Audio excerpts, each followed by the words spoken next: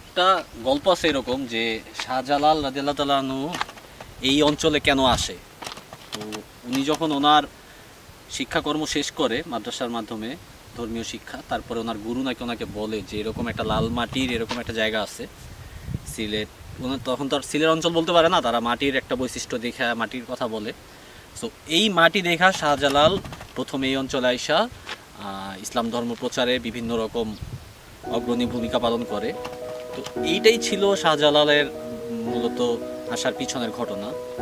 ধর্মপ্রচার করা শুরু করে, ধর্মপ্রচারের সাথে সাথে সে এই জায়গায় খুব বিখ্যাত হয়ে ওঠে, মানুষজন তারা পছন্দ করা শুরু করে বিভিন্ন কারণে।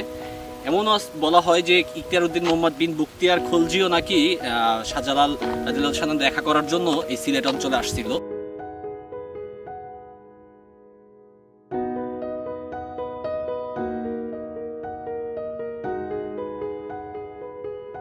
শ্রীমঙ্গল উপজেলার কালীঘাট ইউনিয়নের ফিনলে টি কোম্পানির ফুলছড়া চা বাগানের ৫ নম্বর সেকশনে অবস্থিত লাল টিলা।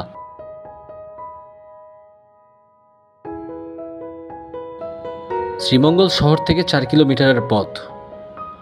শ্রীমঙ্গল শহরে ফুলছড়া চা বাগানের প্রবেশপথের প্রথম নিরাপত্তা গেট পেরিয়ে বাঁদিকে চলে যাওয়া সরু রাস্তা দিয়ে লাল টিলা পৌঁছা যাবে।